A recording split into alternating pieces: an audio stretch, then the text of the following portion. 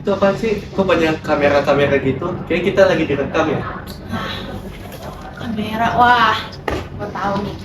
Stop aja kalian. Iya, iya. Jadi kita itu lagi ada di acara Dasi, Oh, Daha Sinia. Oke.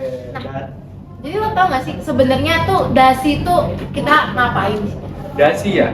Dasi, Daha sini ya. Mm-mm. Oh, setahu gue nih ya. Kita nih lagi mau talk show gitu. Betul. Nah, jadi kita nih dari OSIS MPK SMA Ya. Negeri 82 Jakarta itu kita mau ngembangin tuh bagaimana literasi dan juga numerasi sini, Iya, oke. khususnya di 82 tentunya. Boleh. Nah, tahu nggak narasumbernya siapa untuk Narasumber. perdana kita kali ini, episode Narasumber. perdana? Tapi kayaknya daripada ngenalin narasumber dulu, mending kita ngenalin diri kita dulu Oh, deh. iya, Kita boleh, belum boleh, tahu boleh. kita. Oke. Sebelumnya perkenalkan saya Juneza sebagai host dan rekan saya di sini dan ada saya Muhammad Hafiz Wijaya sebagai co-host. Oke. Nah, untuk episode perdana kita kali ini nih ada rekomendasi nih bahwa Oke. narasumbernya nih keren banget Keren, pokoknya. boleh, keren. Dan katanya sih nih ya, gue Ya, ya. tebak-tebakan dikit nih ya. Ya. Nih, katanya sih dia sebagai guru terganteng di 82. Oh, guru terganteng di 82. Tahu nggak siapa? Tahu dong, kalau guru terganteng tuh di kepala gue cuman ada satu nama doang. Siapa? Siapa? Pak Sidik pasti. Betul. Oke, kita langsung aja ya. Ini dia Pak Sidik. Oke, terima kasih. Iya, Pak. Oke, Pak. Nah, gimana nih kabar Bapak? Iya, Pak. Keadaan Kabar Bapak? saya baik, selalu senang, dan kalau guru senang, murid pun senang. Ah, Oke. Jadi bagaimana perasaan Bapak itu juga mencurahkan di keadaan lingkungan kita di sini ya Pak? Betul, seorang guru itu harus memberikan positive vibes sebenarnya ya. Kalau gurunya lihat murid semangat, gembira, tentu muridnya juga gembira. Tapi kalau gurunya lemas misalnya, tidak semangat, nanti muridnya lebih tidak semangat lagi. Jadi lemes itu juga dari gurunya juga gitu. Iya, guru itu kan harus yang pertama menjadi sosok yang terdepan. Kalau gurunya semangat, ya siswanya semangat. Kalau gurunya tidak semangat, siswanya akan tidak semangat. Bapak ngajar di sini ngajar apa? Saya mengajar pendidikan Pancasila. Oke ya. Buat kelas berapa Pak kira-kira?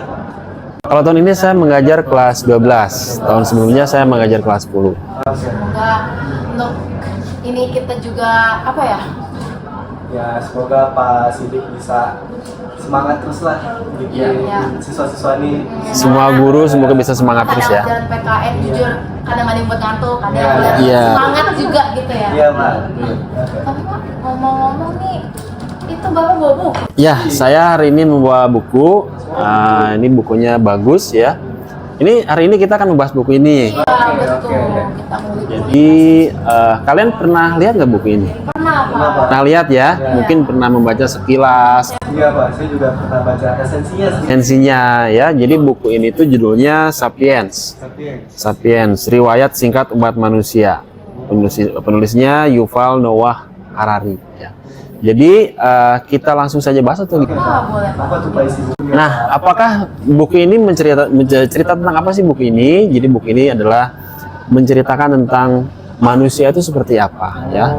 Karena kita ketahui, mungkin kita berpikir kita ini manusia ya. Tapi pernah nggak kita berpikir bahwa sebelumnya kita ini seperti apa? Gejolak manusia dari zaman dulu sampai sekarang seperti apa ya? Perkembangan manusia dari dulu sampai sekarang seperti apa? Nah, yang menarik dari buku ini adalah di bab awal itu bercerita bahwa manusia itu banyak jenis-jenisnya. Bahkan kalau kita lihat di ilmu sejarah ya, ada yang namanya Pithecanthropus erectus ya, Homo solaensis, ada Homo mojokertoensis ya, ada Neanderthal dan sebagainya. Ternyata manusia zaman dulu ya, atau disebut dengan manusia purba, itu banyak spesies-spesiesnya. Tidak hanya satu dan tidak hanya satu generasi. Jadi tiap jutaan tahun yang lalu itu ada macam-macam manusia itu. Nah, tapi yang menjadi fokus dari pembahasan buku ini adalah yang dinamakan dengan Homo sapiens. Tadi Pak tadi. Ya, kita leluhur kita ya, yang diceritakan dalam buku ini adalah leluhur kita, itu namanya Homo sapiens. Nah, yang menarik adalah bahwa ternyata umat manusia yang kita pikirkan sekarang, umat manusia modern yang punya akal yang sedemikian rupa, ya, punya pemikiran terhadap sains, kedokteran, itu hanya berkembang sekitar 1000 tahun yang lalu mungkin, ya, 500, kemajuan manusia yang saat itu mungkin sekitar 500 tahun yang lalu. Nah, sedangkan manusia itu sudah ada sejak 2,5 juta tahun yang lalu. Bayangkan ya, rentangnya sangat panjang sekali. Jadi zaman manusia itu diungkap oleh pengetahuan manusia itu sudah ada yang disebut dengan Homo sapiens itu 2,5 juta tahun yang lalu. Jadi rentangnya kan panjang ya. Sementara kemajuan manusia itu dalam buku ini diceritakan bahwa manusia itu mulai yang namanya Homo sapiens ini mulai ada kemajuan sejak 10.000 tahun yang lalu. Nah, sedangkan dari 2,5 juta tahun yang lalu sampai 10.000 tahun yang lalu itu manusia perkembangannya lamban. Jadi ya gitu-gitu aja, bertani gitu ya, berburu. Kenapa tuh kira-kira Pak? Nah, itu. Jadi ada misteri di situ. Setelah 10.000 tahun yang lalu ada kemajuan kognitif yang pesat. Nah, di situ bahkan buku ini pun tidak secara gamblang menjelaskan kenapa. Jadi dia detail gitu. Ya, jadi mungkin ada keterbatasan dan sebagainya. Tapi itu menjadi pemicu pemikiran kita untuk berpikir, kira-kira ada apa 10.000 tahun yang lalu sehingga mengubah manusia yang tadinya panjang rentangnya kan tahunnya jutaan tahun ya, 1.000.000 tahun mungkin. Nah, tapi setelah itu drastis ada kemajuan kognitif manusia. Nah, di situ masih tidak terpecahkan ya, misterinya. Atau mungkin dalam keyakinan agama ya, misalnya agama-agama seperti Islam, Kristen itu kan mempercayai ada Nabi Adam. agama Abrahamik. Iya betul, agama Abrahamik ya, di situ mungkin bisa masuk keyakinan-keyakinan di situ saat 10.000 tahun yang lalu. Karena dalam buku ini mereka ingin berusaha netral ya, gitu ya. Jadi tidak membahas Nabi di situ. Jadi tidak Iya, tidak. Agama ya Pak. Betul, mereka si penulis ini berusaha untuk keluar dari campur tangan agama. Berarti berpikirnya secara logikanya ya. Ya betul ya. Kalau keyakinan mungkin ya perspektif keyakinan bisa masuk tuh lebih Adam di situ. Tapi buku ini tidak menjelaskan secara detail. Nah, selain itu ya banyaklah kompleksitas tentang yang dialami oleh manusia. Saya mau nanya Pak, saya kan kemarin baca tuh ada resensi dari bukunya itu. Ya. Itu dia membahas kalau misalnya tuh dari Homo sapiens tuh dia berkomunikasi dengan cara membuat mitos. Ya betul sekali. Jadi ternyata ya gimana Ya, jenisnya?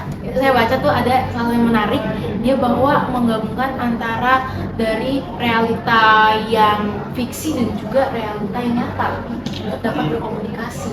Ya betul ya. Jadi ternyata manusia modern itu yang dikatakan ya umur ya sekitar 10.000 tahun yang lalu lah. Jadi manusia itu menciptakan fiksi, menciptakan mitos sendiri yang kemudian itu diyakini oleh manusia menjadi sebuah kebenaran. Apa saja mitos atau fiksi yang diciptakan manusia itu? Misalnya negara, konsep uang, konsep ekonomi, ilmu pengetahuan, itu semua hasil dari fiksi yang di mitologi, dewa-dewa, ya itu kan diciptakan oleh pemikiran manusia sendiri.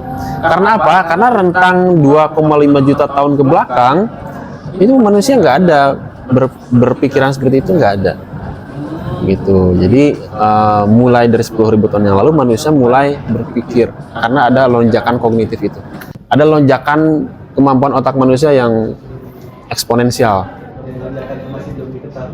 Ya, buku ini tidak menerangkan di situ. Mungkin itu ada celah kita untuk berpikir di situ. Bisa jadi soal agama juga. Bisa jadi keyakinan masuk di situ. Kayaknya untuk pembahasan kita kali ini udah cukup nih. Udah cukup ya?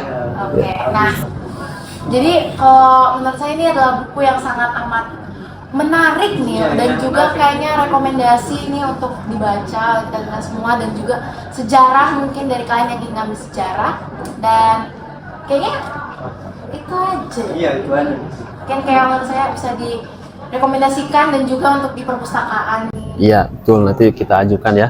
Mungkin kesimpulan dari buku ini adalah bahwa manusia itu berkembang dan kita sebagai Gen Z harus membaca buku ini supaya mengetahui seperti apa manusia berkembang. Berarti bernalar kritis juga ya. Betul. Oke. Ya. Oke. Oke, mungkin cukup sekian. Dari kita Dari kita. sebagai host Ya. karena ini juga sangat amat menarik ya Iya. semua. Jadi terima kasih untuk semuanya. Semoga kita dapat menambah wawasan lebih dalam dan juga terima kasih kepada Pak Sidik dan juga Terima kasih, rekomendasi Pak. bukunya yang sangat amat menarik untuk dibaca. Sama. Oke, kita sebagai host di Dasi Izin episode untuk ini. pertama, episode Ya. perdana.